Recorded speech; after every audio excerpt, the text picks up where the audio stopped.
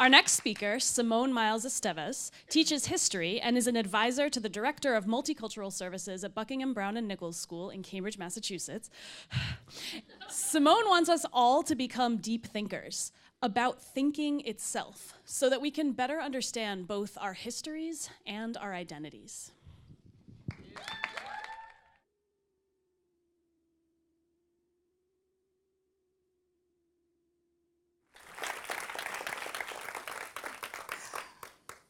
So if you're anything like me, you probably have theme songs for your thinking. I happen to have several, but one of them is The Greatest Love of All by Whitney Houston. I hear that song and I hear myself thinking, that is exactly why I teach. These children are the future. And my dreams for them don't stop with astrophysicist or master of the trades or artist who captures both the best and unfortunately the worst of humanity. I teach because I believe that their mastery and proficiency will make the world a better and more humane place. Like Kendrick Lamar. Last month, Kendrick Lamar won a Pulitzer Prize. His former teachers, I'm certain, are not sitting around going, okay, whatever, Pulitzer Prize, whatever. No one is thinking that. Those teachers cannot be thinking anything less than, what an accomplishment. And how will this man who was once a boy in my class continue to grow? How will he continue to impact the world? And that is why we teach. Because we know that the kids we teach today will be the caretakers and the decision makers for tomorrow. And so in preparation for those roles, we use tools like character education and service projects and diversified texts and our own goals of culturally proficient teaching. Because we know, like Aloe Black once said, that to change the world, you got to change your mind.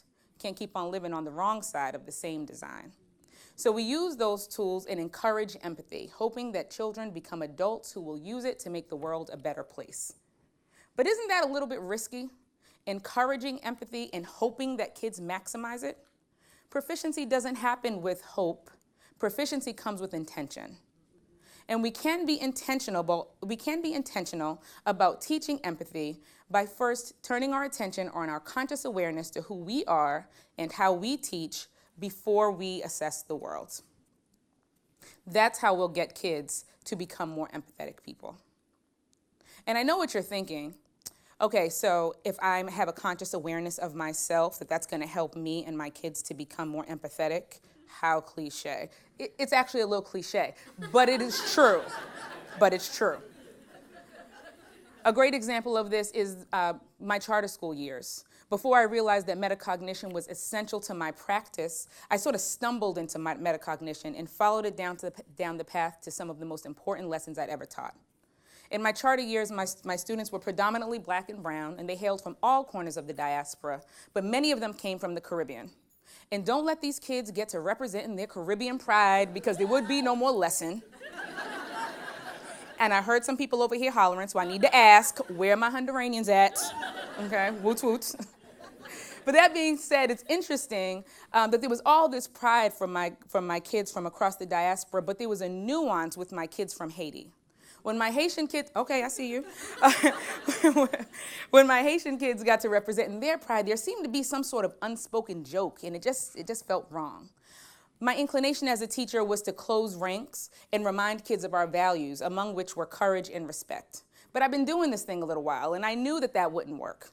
Haitian kids would just be laughed at out of range and in covert ways. The problem wouldn't go away. So I had to think to myself, are these kids just mean? Or are these sweet babies living legacies of the colonized mind as explained by Frantz Fanon? And conscious awareness of my own thinking led me to take a look at my curriculum and find places where I could call their attention to what they were doing and have them unpack their own thoughts. In subsequent lessons about Haiti's revolution and independence movements, I learned that many students had no idea that Haiti was the first Black republic. They didn't know that Haiti was a country founded by formerly enslaved people who just stopped asking for freedom and they took it. Many of my kids were like, okay, that's impressive, but if Haiti is so great, why are they struggling? Enter lessons on embargoes and blockades and loans with exorbitant interest rates. Enter lessons on systematic and historic oppression. Over time, the Haitian jokes seemed to decrease because there's intellect behind humor. And when a joke is confronted by what you know to be true, it just isn't funny anymore. I even noticed that my non-Haitian students would be schooling other comedians who didn't really understand what they were making fun of. In that particular lesson, or those particular lessons, I allowed metacognition to take me down a path to a lesson that I needed to be teaching, but so many other times I didn't. So many other times I treated misinformation as a mistake that needed to be fixed as opposed to an opportunity to teach, and I missed the mark. But the future that we're hoping these kids develop cannot afford for us to squander those lessons. Metacognition is also an opportunity for us to be reflective. A couple of years after my time in charter schools, I found myself teaching in independent schools. It wasn't something I had ever considered for myself. And while that first year wasn't the most challenging experience I had, it definitely wasn't the easiest. The things that made me great or made me feel good about my charter practice didn't exist in this place, and it began to take a toll on me. At some point, I told my husband, I'm just going to look for other opportunities next year. And being supportive of whatever I do, he just curiously asked, well, why? What made you great before? And I told him that my strength as a teacher comes from the relationships that I'm able to build with the tough kids, but that there were no tough kids in this place, and I just didn't know how to teach there. Well, why would I have ever said that? His response to me was, don't do that.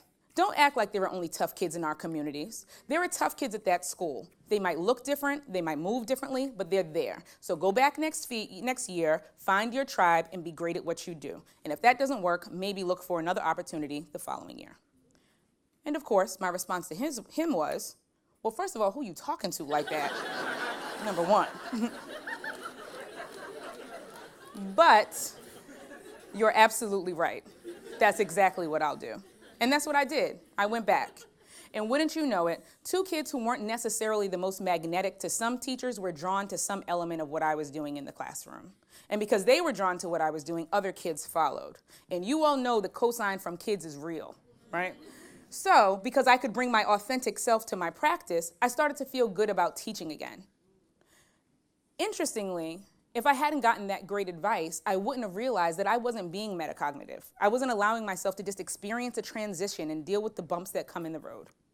I wouldn't have realized that I was putting my charter students, my independent school students, and myself into boxes that flatten the experiences of us all.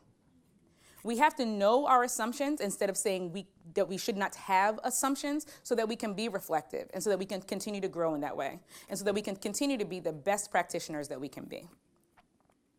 When we can make metacognition intentional, that's when the magic really happens.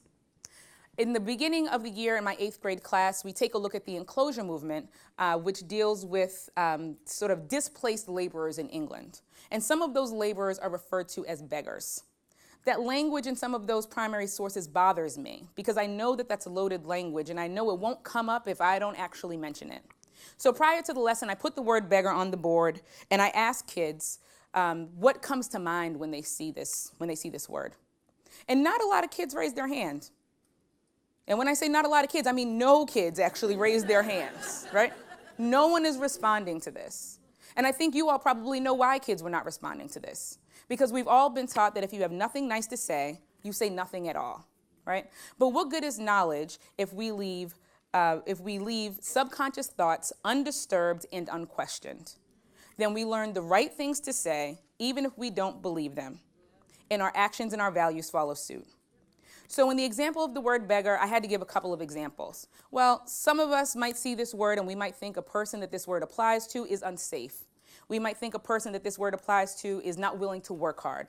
And after I gave a couple of examples, kids started to fill the board with their ideas. Slowly, but they did, okay? And towards the end of that lesson, I realized that kids need to be encouraged to get uncomfortable with their own thoughts. That particular lesson was very challenging for them because it was the first time they did it, but it wasn't the last, and they get better at it over time. We'll get better with metacognition over time. We'll get better with thinking about our own thinking over time. Practice doesn't always make perfect, but it often makes better. Students will practice metacognition and they will continue becoming better iterations of themselves who will make the world a better place. Teachers will practice metacognition and they will continue becoming better iterations of themselves and better iterations of their teacher self. That's how we make the world a better place. Thank you.